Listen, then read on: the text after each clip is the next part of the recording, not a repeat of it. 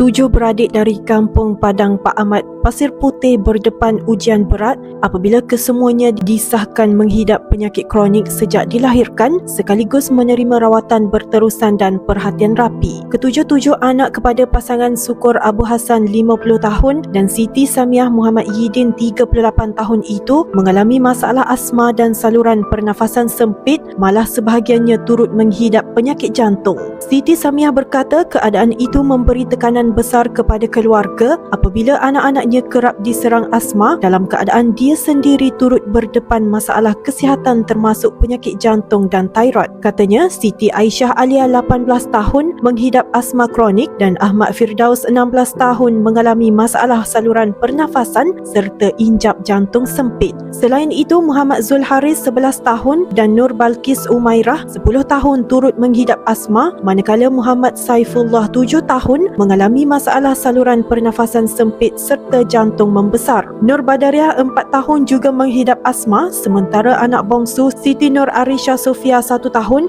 mengalami jantung berlubang, pendarahan dalam kepala serta jangkitan kuman dalam darah selain dilahirkan pramatang. Macam anak-anak saya semua ni, kebanyakan dia tak boleh dengan cuaca terlampau panas dengan habuk, debu.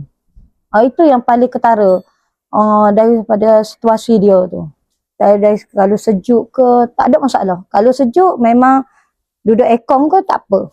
Jangan terlampau panas. Kalau cuaca panas, terlampau panas, memang kadang-kadang dia orang ni boleh attack semua. Serentak sekali. Dalam yang masa yang sama. Kadang-kadang contohlah anak satu hari tu 3 sekali masuk. Cuba fikir dengan saya tak cukup tidur 5 hari dah tidur kat rumah. Tapi satu tahap saya bicara yang saya dah tak larat. Siti Salmiah berkata dia kini mengambil upah menjaga orang tua sakit dengan pendapatan RM300 sebulan. And then suami saya pula ni, dia dah tamat tempoh kontrak dia, dah tamat. And then dia ni tengah mencari kerja. Bila-bila masa, tak tahulah bila dapat kerja. Yelah, sekarang pun susah cari kerja. Dengan kita pun tak ada pengalaman lain-lain. Itulah susah lah. Katanya kekangan kewangan menjadi cabaran terbesar buat keluarga mereka, namun dia dan suami tetap berusaha untuk terus kuat demi memastikan anak-anak mendapat rawatan yang diperlukan. Saya terpaksa kena kuat demi anak-anak. Saya kena kuat. Kalau dah contohlah saya ni tiba-tiba lemah. Ayolah kita ada pak. Sekarang pun saya rasa saya tak boleh. Saya rasa ketat dada sekarang ni. Mungkinlah saya tak cukup tidur. Tangan saya menggetar. Sekarang pun menggetar. Mungkin saya terlampau risau anak.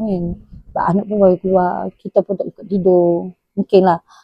Tapi itulah. Saya terpaksa lah. Kuat. Husband kena tu kuat. Tapi husband kata tak apa, insyaAllah Tuhan ada.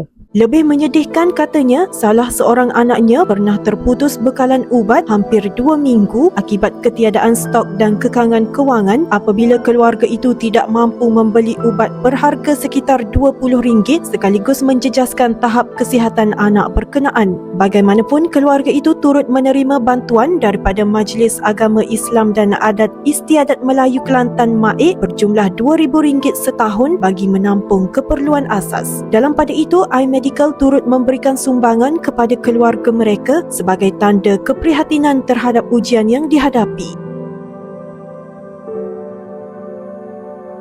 Nur Atirah Azman bersama jurukamera Izzah Zaki, Berita iMedical TV.